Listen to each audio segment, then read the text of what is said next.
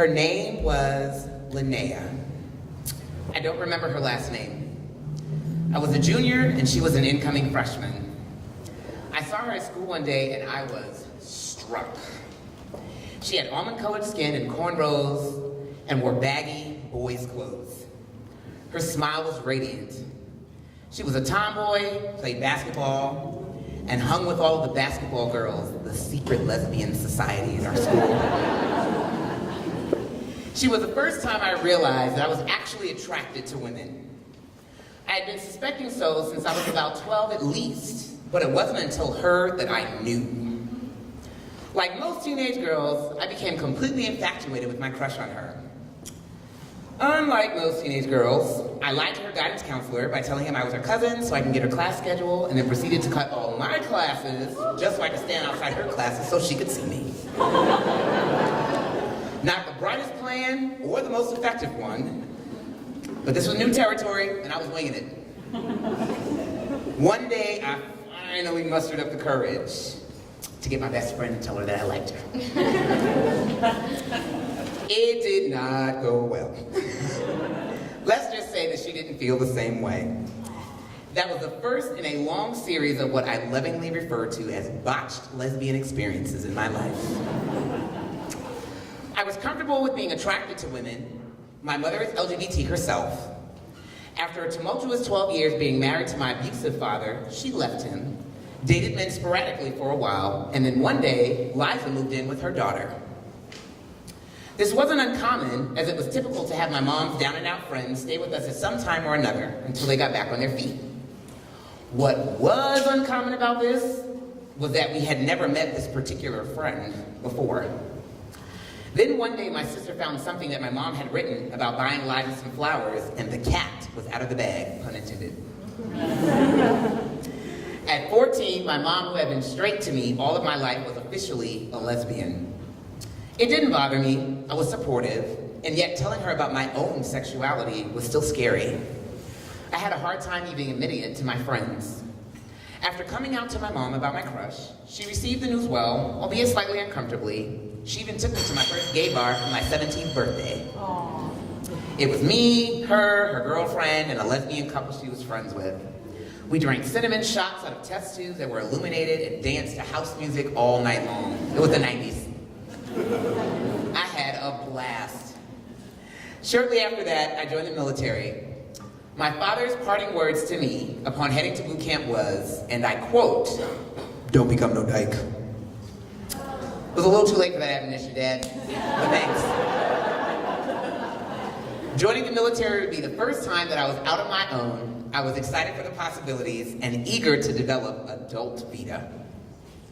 Establishing the true nature of my sexuality was hard in the military. At that time, being openly gay in the armed forces was grounds for discharge. People that wanted to get out would even use being homosexual as a ruse to get removed from service. I wasn't really afraid of being outed though, kind of because I didn't really care. But shoot your shot at the wrong person and you could find yourself in a heap of trouble. Meeting other LGBT people was a challenge, but we found ways to get the message across to each other. I remember the buzz generated during my time in military A school because I had gotten a tattoo of a woman in lingerie on my leg.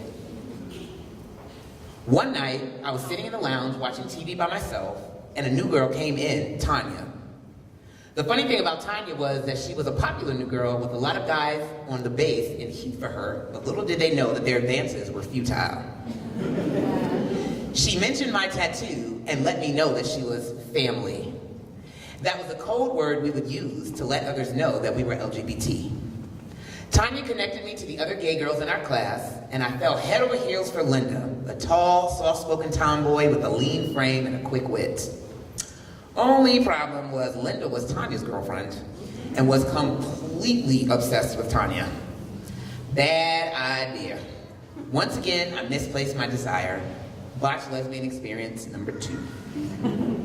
Then there was Hilly and Lucy, other women that I served with. I tried awkwardly to engage them romantically, but they were either straight, I have terrible radar when it comes to women, or they just weren't into me in that way. I wanted the experience of romantically interacting with a woman, but I had no clue how to go about getting it, and it was terribly elusive. About a year or so into my military service, I got saved. Some Christian girls on my ship invited me to church with them. I had just broken up with the Marine boyfriend I dated briefly, was new to San Diego, and had little friends and no family around. I began wanting to have a spirituality, and the only thing I knew was going to church and the Lord. Once I started professing my faith, I had the thought, I can't be into women anymore. It's a sin. So I stuffed it down. I was delivered from the spirit of homosexuality. Except I wasn't. I developed shameful crushes on my friends and some new congregants.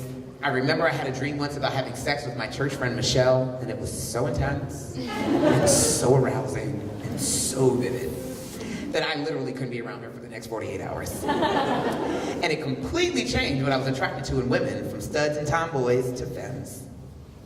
There weren't a lot of women during that time that I found myself attracted to, though, so it was easy to trick myself into believing that I had been saved from the spirit of homosexuality.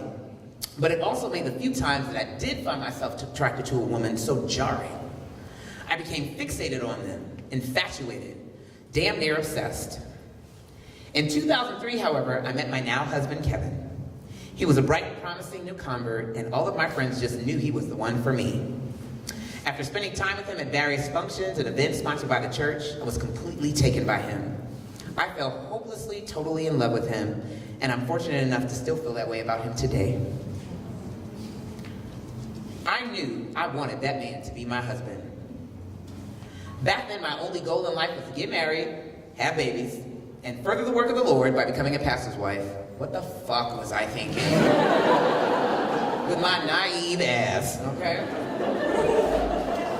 From the time we started dating until the time we got married was 7 months. No, I would not recommend doing what we did, but it worked for us. We've been together for almost 15 years now. When we first got married, we were head over heels in love with one another, but we had no clue what we were getting into, and we had all these ideals about our roles and the role of the other person in the marriage that just didn't translate into reality. Our marriage started off like most marriages, traditional, monogamous, with the goal of the picket fence and the 2.5 kids. We had said kids, still working on the picket fence, because San Diego real estate is ridiculous. Can I get an amen, y'all? Okay? It is ridiculous. And I settled into my life. My sexuality wasn't a major concern, and plus, I was monogamously married to a man. Where would I have any opportunity to figure out what I truly felt for women? But I still had all these feelings. And there would still be the occasional woman that affected me in a sexual and romantic way. I married an amazing man, but we had issues sexually and relationally. I began to wonder if I was cut out for men at all, if I wasn't in fact a lesbian. We didn't seem to speak each other's language, our sex drives were incongruent, we didn't seem to really enjoy being married to one another. For my husband, life was about serving the Lord, that was all that mattered. I didn't feel like he paid attention to me as a woman. And I was off all the time with friends, I didn't pay attention to him. It was heartbreaking for both of us. I felt like the one person who was supposed to desire me more than anyone else didn't desire me at all. I now know that that one person is me. I had the thought that if this was what being with a man was like, maybe I was actually supposed to be with women. My attraction to and desire for them were difficult to ignore much longer. A few years into our marriage, and we left that church, we no longer agreed with some of the tenets. It was in this time that I began to stop ignoring what I felt for women. Kevin, however, was super uncomfortable with that. While he knew that I had experienced attraction to women, in his mind, that was all before I met the Lord and before I met him, and he still held on to the belief that homosexuality was a sinful desire that you are not supposed to succumb to. So I did things surreptitiously. I looked up lesbian literature and novels and devoured the stories.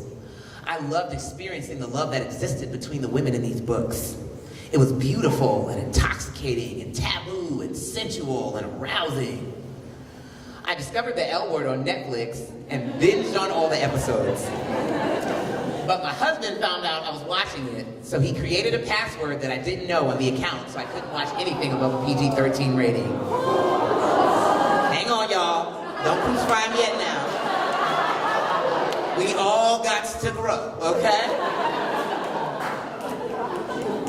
He believed he was the spiritual head of our household and that it was his job to keep his family safe and sanctified, even if that meant violating my will. He would never do that to me now. He loves me now more freely than any person I've ever met. It's so funny to remember that story because we live so differently today, but I'll get to that later. We even watched the L Word together recently, and I introduced him to the magic that was Shane, Alice, Bet, Tina, and Jenny. Yo, but fuck that bitch Jenny though. I hated that hoe. Okay, tell me y'all hated that bitch. Fuck Jenny, check her ass. Okay. We gonna move on.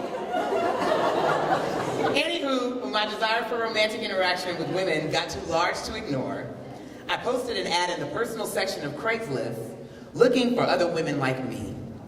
Bisexual women who were with men but still wanted the touch and feel and experience of a woman.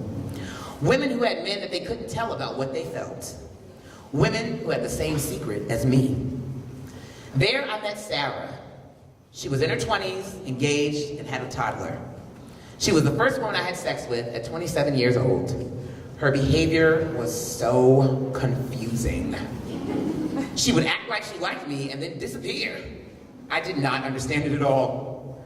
But one evening, she invited me over after her fiance went to work, and it went down. The sex was good. There are these moments that stick out to me.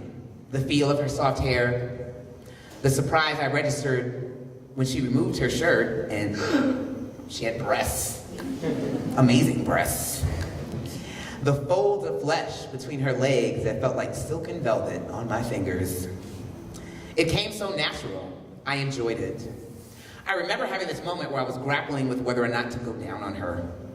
I literally told myself, well, Vita, you're here. You might as well get the whole experience. I think I did all right, if I do say so myself. I'm not proud of it, however. My husband didn't know. I lied to him. He didn't deserve that. Sarah freaked out about it afterward and cut off all contact with me. I didn't get much of an explanation from her, but I think she was worried that her fiance would find out, or she felt guilty for cheating on him. To this day, I don't know anything of her. Yet another botched lesbian experience, not that we could have had anything substantial. We both weren't honoring our relationship agreements.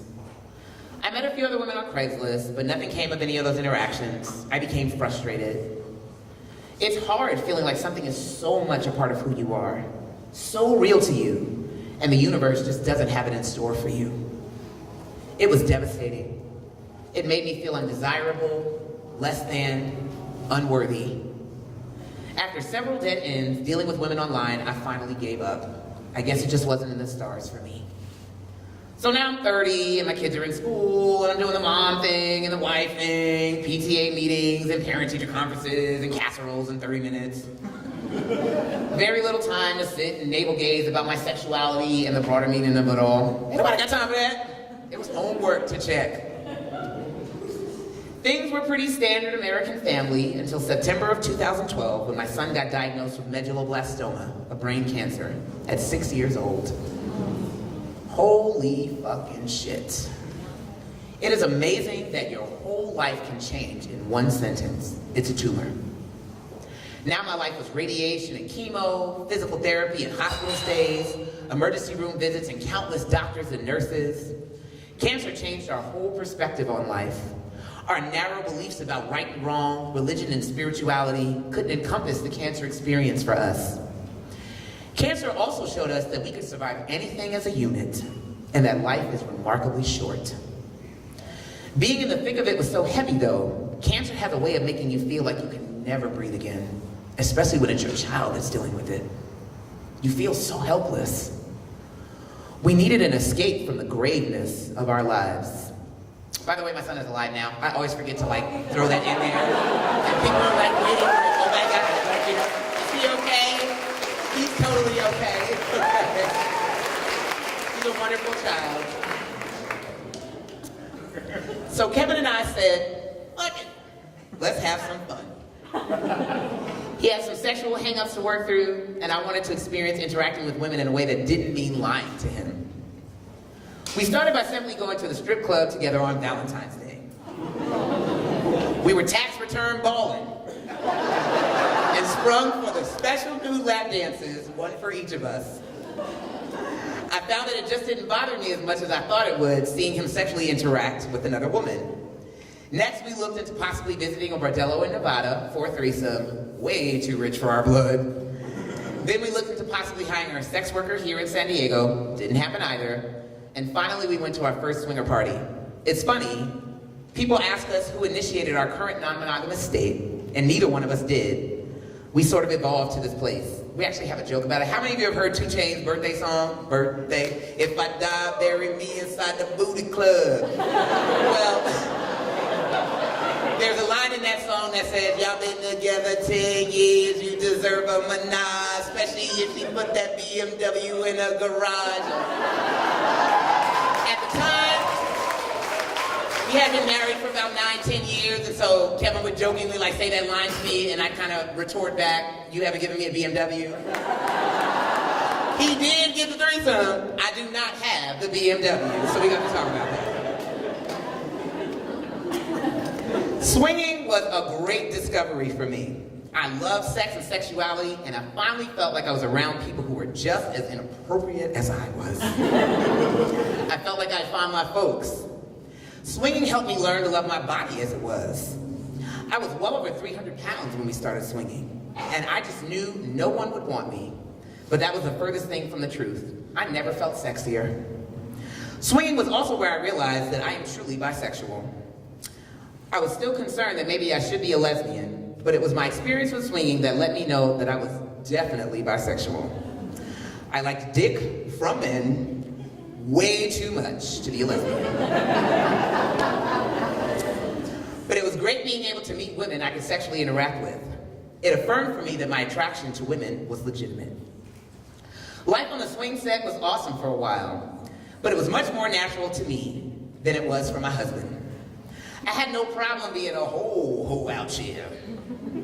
But Kevin needed more of an emotional connection for sex than I did. Casual sex really wasn't his thing. And I wanted an actual girlfriend. Not just women I was hooking up with, but someone I could date, be romantic with, a woman I could love. One day we were at a party and a woman came in with her boyfriend and later on her husband showed up.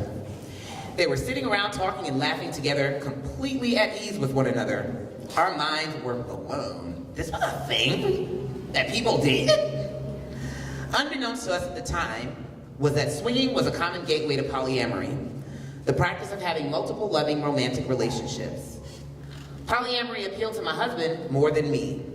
Swinging was easy for me because it was just about recreational sex, but the thought of sharing my husband's time, affection, and regard was threatening. I no longer view things that way. His love and attention are not mine to share, but gifts that he chooses to give me, and he is free to also give those gifts to others should he choose to. Still, polyamory drew me because it afforded me an opportunity to have romantic relationships with women, something that swinging didn't provide. So after a failed first attempt at it, I wasn't ready. My green eye monster is a beast, okay? So I get jealous as hell, y'all. We decided to open up our marriage to having other romantic relationships. Since then, we had a girlfriend that we were with off and on for 2 years, filmed a documentary about our polyamorous relationship, Polylove, gone through tons of growth and changes as we continue to live this way, and have met our current amazing partners, Kevin's partner of the year, Rosalind, and my partners whom I love dearly, Jesse and Jeanette. It has been a wild ride. Why is this important to me? Why is this important for me to share with you? To me, the biggest benefit of the life I live now is not the multiple partners, but the self-discovery. I don't feel like I'm doing something new. I feel like I found a new way to be old me. I feel like myself more so than I ever have. My sexuality is a major part of who I am. It's a core building block of my identity, a fundamental way that I define myself. Having the freedom to fully explore it, to be authentic with my desires, to embrace all parts of myself is liberating. I am truly grateful. I spent so much of my life acting like I wasn't who I was. It was great to finally meet myself, the real me, and to be able to introduce that self to the world, to all of you. I hope that we all as human beings make the journey to really get to know ourselves, to really be ourselves. We are marvelous creatures, exactly as we are. Thank you.